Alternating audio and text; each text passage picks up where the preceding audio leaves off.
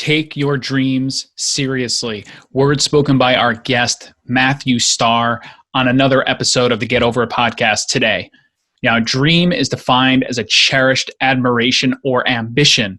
And ambition is a strong desire to achieve something. Nothing in those definitions suggests dreams are unattainable.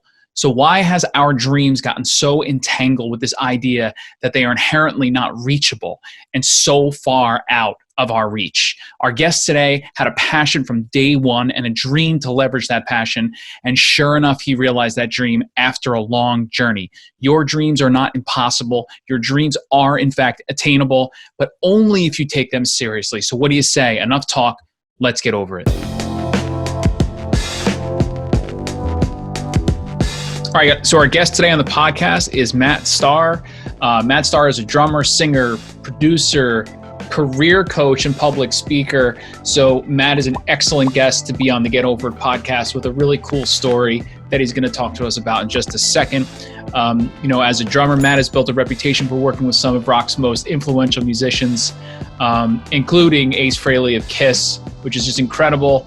Paul Gilbert and Mr. Big. I mean, the list, he's worked with members of Guns N' Roses, Bon Jovi, Whitesnake. So it's really cool for me to talk to him about not only that and hear a little bit about what that life's like, but then how Matt sort of pivoted a little bit. He took this into creating a workshop, turning passion into a career, that has taken him around the world, sort of speaking to musicians and non-musicians in academic and corporate settings, of becoming a real motivational speaker, a coach, if you will.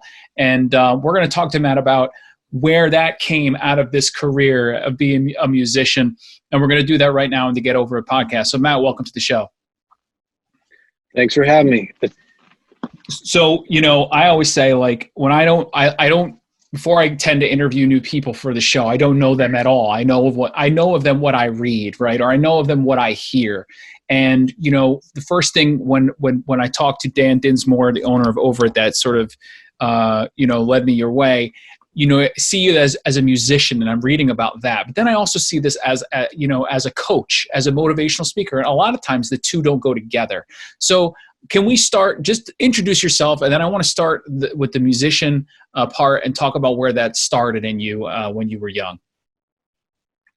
Yeah, sure. So, currently drummer with Ace Frehley from Kiss, worked with a lot of other talented folks, played with a band called Mr. Big, Jolyn Turner from Rainbow. Yep. And like you said, you got all the bio stuff there, but yeah, the kind of the having it merge into a career coaching thing it's an interesting story and something that I certainly was confused by as well. And I said, can I be the rock and roll guy and then be the coach? Cause I don't picture, Keith Moon doing coaching. I think come to the bar and I'll tell you how I got started, but that's about it. So yeah, it was a challenge for me just in my mind to really understand how can I do both things.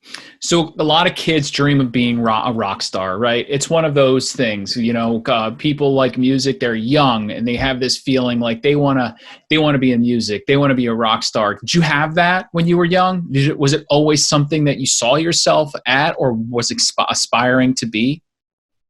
Yeah, I got clear on that when I was about 8 years old. I didn't realize what had happened in that moment, but I'm actually on the street that I grew up at, and outside my folks' place cool. here. That's awesome. Yeah, so this is right where it happened. And a friend up the street, Scott Gabala, had records and turned me on to Cheap Trick and a bunch of other bands. But at the very beginning, he had a Kiss album called Kiss Alive 2. It came out in 1977. You open it up, it's their stage show with the smoke and the flames and the sparks and these dudes looking really cool and up on risers. And I just was like, I just saw that and I got a feeling from that I had never gotten from anything else before, and I've never gotten from anything else since. It's just a knowing and an absolute, just like from my heart, just yes. Dude, and first of all, that's so interesting that, you mentioned Kiss as one of these like founding moments in your life, and you've come full circle now being able to, play with someone from that same sort of experience. That's pretty awesome. Yeah. I mean, three out of the four guys that were in that photo I've played with. So that's awesome. That's incredible. And I will somehow figure out how to play with Peter Criss, who is the drummer, but we'll work it out. So yeah, that was it. So I just had that absolute knowing, you know, and again, at the time I didn't realize, I found my life's calling. I found out why I'm here on earth. I found out what I'm here to do. But that was the clarity, and nothing else gave me that feeling. So going through high school, you know, looking at options and talking about colleges or jobs and seeing what other people did for work, I just thought, God, that looks awful. It's so not interesting to me at all in any way, shape, or form. And so I just never lost that feeling, and I just stayed true to it. I said, I guess this is who I am. I'm just going to do this, which wasn't, you know, it's just an acceptance. So what was your first step in that? You know, you accept it. What do? You don't just get to play with Ace from Kiss, or there's like a progression, right? So what's your first step, and how do you navigate that? Again, I didn't have clarity as to the magnitude of what that moment meant, right? But for me, I was just obsessed with, at the time it was Kiss, but ultimately it became music and rock and roll, and playing music. So wanted to get a guitar, found one in the JCPenney catalog. Depending on how old you are, you may or may not know what that was. That was like a telephone book. That was the analog Amazon. You know what I mean? Like old school. That's exactly what it was. You know, and they're way ahead of their times. You got everything from snow tires to guitars to, you know, blow dryers to a bed. Hell yeah. And I found a guitar in there, and I asked for it for Christmas, and I thought I was getting it, and I didn't get it. And my mom, like a week later, was sick of watching me mope around the house, and she said, why don't you take up drumming? You could play drums in the 6th grade school band. And I didn't want to, because I wanted to play guitar, but eventually I came around to it. So then I got an instrument. You know, I started playing drums, and just I lasted about 3 weeks in school band because I realized they weren't going to play any Kiss songs, but the passion for the music was there. And I was obsessed. I would come home from school, go up in my room, and when I was younger, it meant laying on the floor and drawing pictures of Kiss and listening to records, you know, Cheap Trick, Aerosmith, Iron Maiden, Kiss, all that.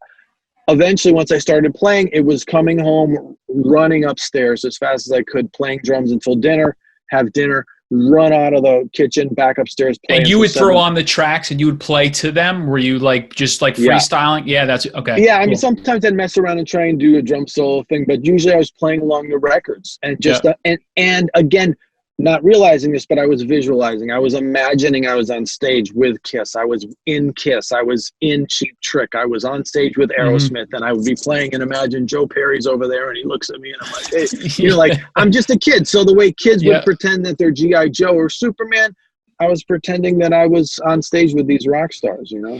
So when did you get that, like, the proverbial sort of break? When did you get that where you were like, okay, I might have a shot here. Like, this is really happening. When was that?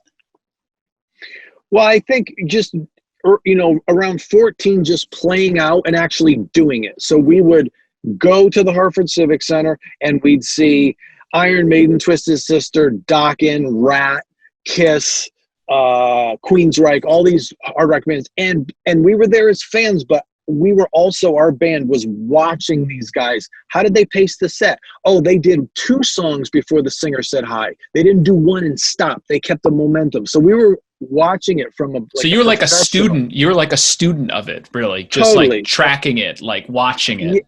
Yeah, again, not aware of what we were doing, but that's what we were doing. And so we did that, and then we'd go play and we'd pace our set accordingly. And so I just realized, like, well, this makes sense. I can do this.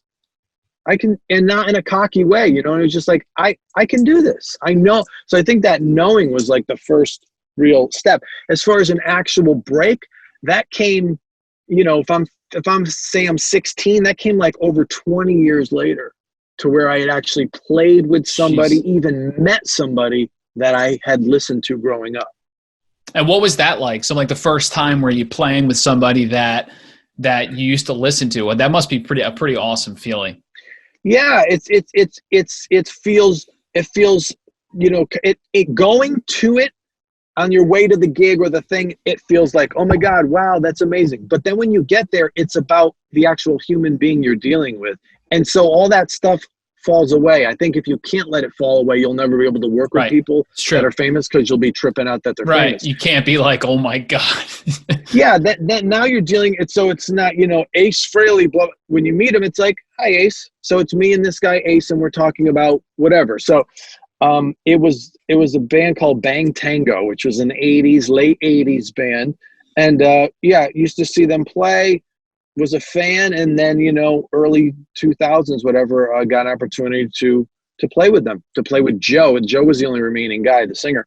And we did some touring and made a record, and it was like, wow, this is really amazing. And then also, well, yeah, of course.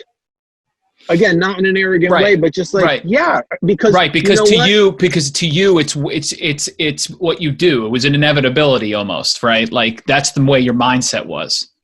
Absolutely. Yeah. And it was also like the reverse of that, which is, I'm the perfect guy for this situation, because the guitar player and bass player, they weren't fans of Bang Tango growing up.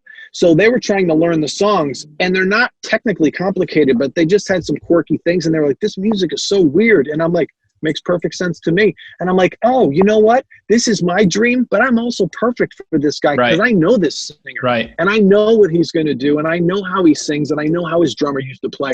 And I'm going to be a great, contributor to this situation. Right. It's so interesting, Matt, because like the arrogance gets sometimes really, really caught up in a certain sort of feeling of security and what you're good at, right? Like it's one thing to be arrogant and being just an asshole, just be completely like, whatever. There's another thing to just know that this is what this is for you. And, you could question, wow, and be starstruck and ask you, why did I end up here? I can't believe. But on the other side, like you said, I know why I'm here. I'm here because every single day when I was done with school, I came up and this was always my thing. So why not end up here? And I think it's okay to feel like that, right? I don't think it's a wrong approach to how you feel about a passion that is a real passion. Yeah, I think it's essential. And there's a big difference between watching somebody play and go, oh man, why is he up there? I could do that. And going, I could do that. Right. I could do that. Right. That could be me. And using that to fuel it. Like, I can do that. Yeah. I'm going to do that. Yeah. Yeah. A couple more things about this, about this, and then I want to get into the coaching is, so tell me first, I need to understand two things. One is I want to know how you met Ace and how that whole thing came out. I mean, because like you said, putting it in the context of KISS for you when you were young, did it just happen? Did you seek that out? Like, how did that sort of relationship, where did that come from? So this is how I met Ace, but this is also where the coaching thing was born. So I'm coming up 38, like coming up on 40, looking back on my life, always told myself, oh, I'm going to make it, I'm going to be a success, and realizing that it didn't happen. And I was probably, hopefully I'll live to be 100, but you're coming to like the half point of your life. And all the stuff I promised myself I was going to do, or I said would happen next week, next month, next year, it's like, well, when? It hasn't happened. And I realized in that moment although I had the passion and I had the talent, I had no fucking clue how to do it. I had no clue how to make it happen. And I saw guys who I knew, I could tell were less talented than I was, but they were living my dream. Right. And I didn't resent them for them. I thought, what did they have or know? Or what are they doing that I'm not doing? Right. You were over it, man. This is your Overit moment. You were over it. That's it. So I said, I literally, for the first time in my life, said, I don't know. I don't know the answer. And I don't think prior to that I had ever really admitted that or even thought that, So that was the moment. And I made a list of everyone whose career I had admired. I was in LA, so thankfully some of those guys lived out there. I sought them out like a stalker. I Googled, I figured out where they were, where they hung out, and I would find them and I'd connect with them, and I'd persistently, but just very respectfully introduce myself. And can I get some of your time? I'd love to talk about your career. And they were generous with their time. And I realized that the whole problem was my thinking. So then I started going out to clubs and had a friend tell me, just get out there and play. That's all. People see you play, you'll get work. And I thought, well, what does that mean? I mean, how do I got to get work before I can. Right. You know, it's like when a record label says we don't accept unsolicited material, then you look for an attorney to represent you, and they go, we don't represent bands that don't have deals. You go, okay, did you guys get together on this? Wait, which one comes first? Right. So I said, where can I do that? And I realized that in every answer, if you genuinely ask the question, you're going to genuinely get the answer. And the answer was, you know, go out and let people see you play. Okay, where can I do that? I go, well, open jams. I go to open mics. And I went to this open mic. Wasn't much happening at all, but there were a few guys that I met. This was in LA? This was in LA, but it was about north of LA by 45 minutes. So it was a long drive. I was getting home late at night. It was so dead there, they let me sing, which I also sing. So then I hear, like 9 months into this process, hey, Ace Frehley's drummer just quit. And I'm like, okay. So I called every single one of those guys that I had met. And I said, do you know Ace? Do you know anyone in his band? And there was a guy, Brent Woods, who plays guitar with Sebastian Bach now. Okay. And he goes, yeah, I know Anthony, the bass player. We're good buddies. And I go, well, would you call him? Because, you know, I want to audition. And he goes, you'd be great. And I go, and I looked online, and their drummer sings all the Paul Stanley songs. He goes, oh, I heard you sing. You're great. So because that club was so dead, because they just said, oh, are there any singers here? And I go, well, I sing. And they let me get up and sing. Brent saw me do, you know, so all these things came together. So it started to connect together, right? Yeah. Yeah. And so, you know, then he called Anthony. Anthony called me. We talked. Two weeks later, I flew to New York. I auditioned. A couple weeks later, I got the call. I got the gig. A lot of little details in between, but that's basically the gist. And that was the start. You know, that was like, okay. I could probably sign this guy's name better than he can. I used to trace his signature. I used to draw his face.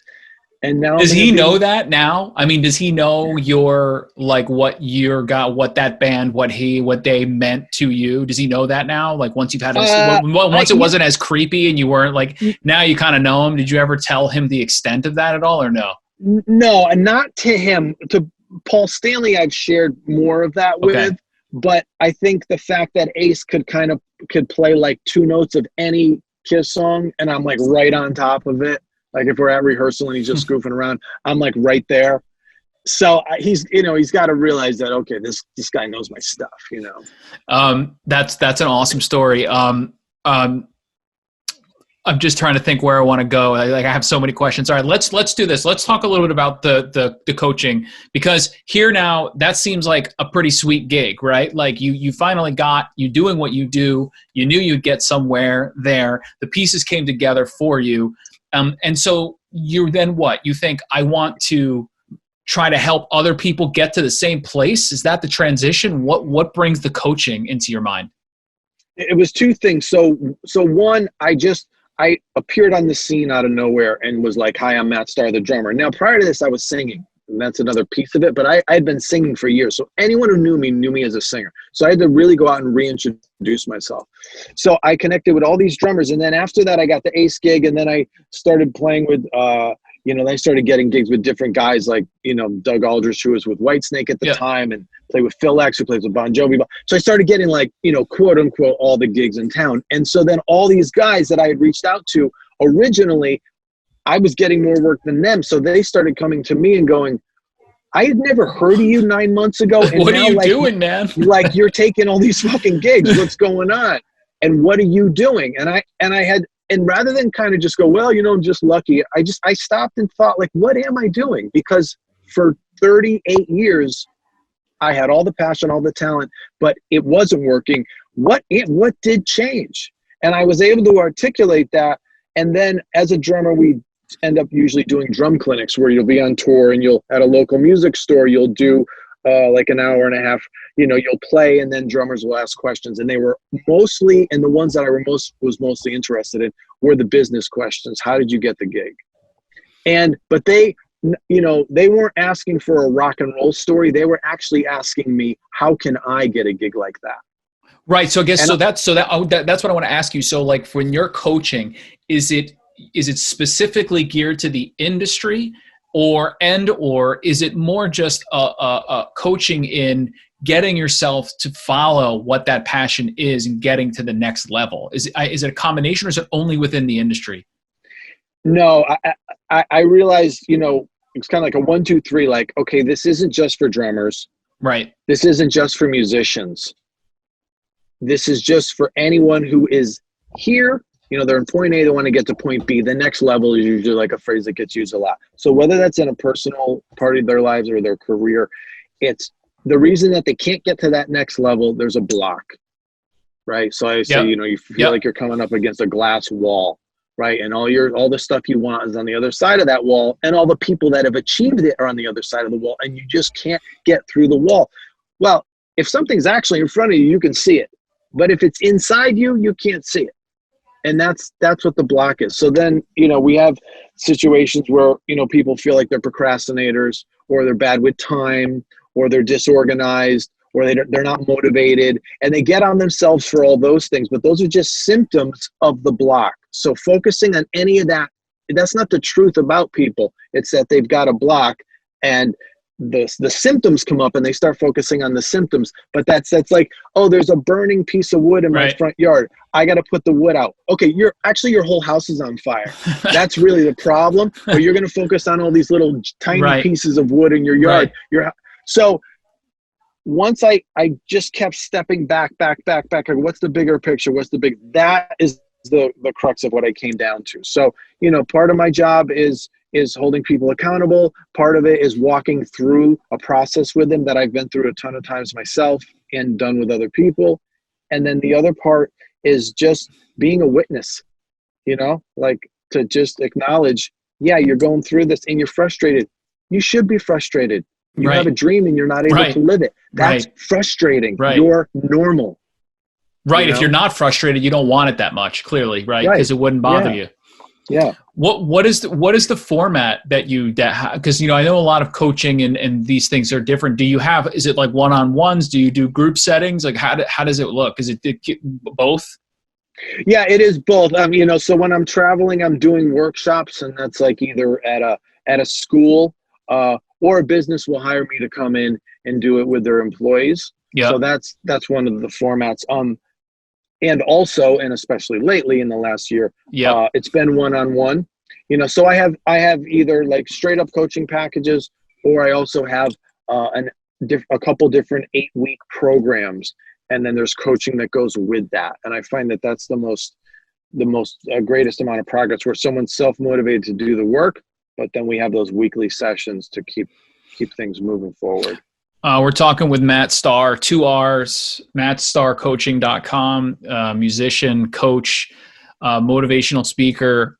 So Matt, you still, I mean, maybe it's different in this time, but you found this and you enjoy it and you do it. You still play. I mean, right? You're still a musician. How do you balance this? And do you find that becomes a new challenge for you?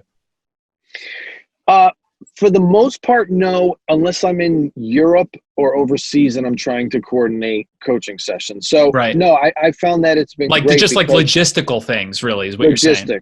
Yeah, logistics. But no, I think, you know, me being a musician and being out there I'm just a walking advertisement for this is what I do, and you know, here's the results of what I'm willing to share with you. So that hasn't been an issue, and no, and then also to be able to go and speak to people in person. So once I get a tour, I'll go, okay, I'm going to be in Oklahoma on the 15th. We got the 14th off. Let's book an event. Right. You know, like that's cool. Like you're inherently on the road, so you can expand your business to where you're going. Right. It's not right. So like that's a cool, that's an interesting concept. I didn't even think about that. Right. Because like you can just look at your schedule and predetermined and know, okay, I'm going to be here. Let's run that. From a marketing perspective, you know, like I can run ads in those places, and, you know, like you can do a really cool segmented situation there. The touring, like this is something that I think a lot of people who, you know, they're not musicians. Maybe they had this fantasy about being a rock star, or musician, is the touring, getting to go out and see the world, playing with, you know, on stage with people. Tell me a little bit about that life. I'm curious, man. Like when you're on a tour, you're going around, you know, I'm sure you've gone some that are small. You said you've been to Europe, you go on some bigger things. Like, does it get annoying? Like, do you love it all of the time? Like, is it like, it's tiring, right? I mean, tell me a little about the grind of a tour. Yeah, I think, we play for Because free. it's all fun if you're not in it, right? And you're like, I want to be on tour, but I imagine it's fun, but it's a lot of work. It's a grind. Yeah, I mean, you see the 90 to 120 minutes of rock and roll, but you don't see the other 22 hours of the day. So right. I would never complain about this, right? Because I have a really nice life and it's great. But yeah, it's a grind, man. And I turned 50 in October. So yeah, it's like traveling is challenging. And the better the gig, then the easier it gets, right? So, everybody usually starts out in a van. You're driving around in a van. Right, right. There's always a van. There's a van or a garage involved at the beginning exactly, of everything. Yeah. And, and you're taking turns driving and not getting enough sleep, and the routing makes no sense, so there's not enough time to get from, point A to point They got B. you in one place and then somewhere completely random. Yeah, so then it progresses, and then you're on planes or on a bus, and then, you're flying first class, or the band has their own, has rented it or has their own plane. So it gets better, but it's still a challenge. Yeah, for sure. And do I love it? I absolutely love it. Do I love being away from my family? No, I have a 5 and a 7-year-old, 5-year-old daughter, 7-year-old son. I got a wife who I love very much. So that's not great. Thank God for technology. Right. Right. You could be more connected. Yep. But like, tell me, like the day of, so let's say you got a big show, you're on a tour, you got a big show, and what's that day like? Do you have because ball players, sports athletes, they're very ritualized, right? They have like rituals before they go out. They do the same thing. They wear the same clothes. Are musicians like that? Do you have these rituals that you have before you go on, or is it just sort of whatever you take that day, whatever it is that day? Yeah, I do. And I see the guys, around me doing similar things, but for me, I've learned to just do what I do. So like, some guys will go out, drink all night and sleep till noon. I don't do that when I'm home. So I don't do that when I'm on the road. Right. If I do that, it gets sloppy and gets weird. So, get up, whatever, reasonable hour, 9 o'clock, whatever. Do my morning routine, which is my meditation and my prayer and all my stuff that gets my brain focused and settled in, check in with the family. And then, usually have a sound check around 2. So, hopefully there's a good coffee place around. I can get a nice espresso, and then do sound check, then after sound check, you have lunch, and maybe you go back to the venue. I might have a coaching session in between sound check and the gig, or a couple, right? Yeah. Something like in town. But the main thing is, like doing my warm up, and then, getting to the gig about usually an hour and a half ahead of time, start warming up my hands. About a half hour before I get changed. Yeah. So I don't want to be in my stage clothes for too long, but I don't want to be changing right before we go on. And then like with Ace, it's interesting because, it's never more than by 15 minutes one way or the other, but it's, okay, we're playing at 9. Okay, that's in air quotes. And so it's not going to be before 9, but it might be 9, but it might be 9:15. Yeah, but what's that about, man? Well, I always wondered that with musicians. What's that? What's going on there? Is that like on purpose? Is it just like you got your own shit to do? Like, what's going on there? Make them wait? Some musicians are more punctual than others, but I think just being on their own schedule, and that's how they do their thing. You know what I mean? Some people, for some people, structure works, and for some people, the structure feels confining.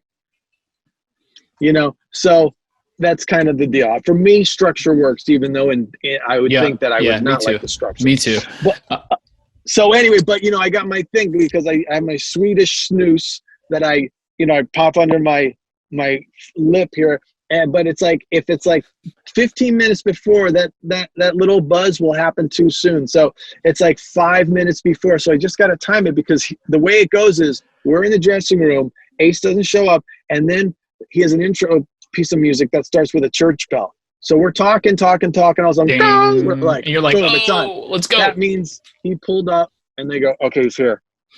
So the intro starts before he's like walked into the building. But So but does the in, sound check with him, or is it just with the staff? In other words, just with the band, and it's just with the band. So like, okay, so like you're coming together at the time of the show, really. Yeah. Right? So we occasionally he'll come to sound check if we're doing some new songs or something, but usually no. So then he walks in, it's like, hey, what's up? Hey, hugs. Hey, how are you doing? Good. And then, he's funny because he obviously been doing this for about as long as I've been alive. Right. But he'll just talk and you think the intro's going to run out. Like it's not, and then it's like, ladies and gentlemen, we please welcome from the Bronx, New York. It's Ace Frehley. And it's just like the last second, he's like, boom, he's got his guitar in and hey, he's out there and everything's good. So, yeah. That's great. It's like ingrained in him. A couple more things quick. As a drummer, I've never actually even asked Dan about this, but like, have you calculated or monitored how many calories you burn in like a show? I got to imagine, man, it's a lot. I've never done that, and some guys have done the steps thing, so they'll put the thing on their ankle or the watch thing. But what I do know is when I go on tour, and I don't drink, so that certainly helps. But when I go on tour, I lose weight. I think I'm one of the only people who, when they go on the road, they lose weight. So usually people eat the food gets they eat like fried food and all this stuff, and then they're drinking beer every night on the bus. So I'm not doing those two things. But so I know from, moving my arms, and I'm not that physical of a guy. I'm not a athletic dude. So I'm definitely burning some calories. Yeah. And I mean, I think a lot of people know this, but when you see a drummer and you see them and you're looking at their arms, there's a whole bunch of footwork and foot strength going on there that not a lot of people are seeing. That drum on the bottom, man, that's banging out, and that's a lot of movement, constant. So I got to imagine it puts a toll. I mean, are you sore the next day? Like, do you feel it in your arms? Yeah, for sure. I mean, I have warm-ups that I do before and then also warm down. So after the gig, I warm down. Just like a workout. It's just like a workout. You'd have a cool down or like a warm-up too, like before. Yeah, and Advil helps. A lot of water. Yep.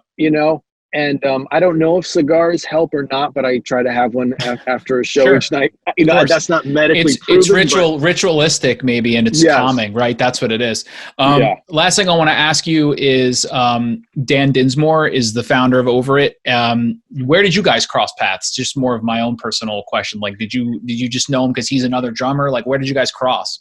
Yeah, so we met through a bass player named Chris Wise. Okay. And Chris played with the Cult for many years, and then he played with Ace Frehley, and now he plays in the Hollywood Vampires with Johnny Depp and Alice Cooper. So Chris and I had met in L.A., and then I had actually brought Chris in on the Ace record, and then Chris has this band called Owl, and he was playing, and I went to see, and the band was great, and the drummer, I didn't know at the time, Dan, was great, and so we just started talking, and he's an East Coast New York guy, and so we just hit it off, and then we just have kept in touch. Cool. Yeah, Dan's a great dude, and pretty badass drummer too, I might say. When I great drummer. Matt, people are going to listen to this. I do this with most people when I interview them. They're going to listen to an interview. You know this. They're going to take away a couple things, right? One or two things. So like if there's somebody listening, a bunch of people, and they're feeling like you were saying, like they're looking back, they're at that point in their life, they were their get over it moment, and they're looking for something to just get them to that next place. What are you telling them? What should they do right after they hear this? What's the first thing that's got to happen? I think you need to take yourself seriously and take your dreams seriously. Take your dreams seriously. That's cool. I love that. Take your dreams seriously. Yeah, because they're unique to you, and they're never ever going to go away. And you don't want it to go from a dream to being a haunting experience. But if you don't listen and don't truly honor that thing that was planted inside of you, that's unique to you, that you're going to be haunted by it eventually. So you don't want to get there. All right. He is Matt Starr. I am Chris Fasano. This is the Get Overit podcast, where people from all walks of life come together to discuss the various ways we stop just getting through it and start getting over it. Thanks a lot, man. Appreciate it, man. Thank you. Appreciate it.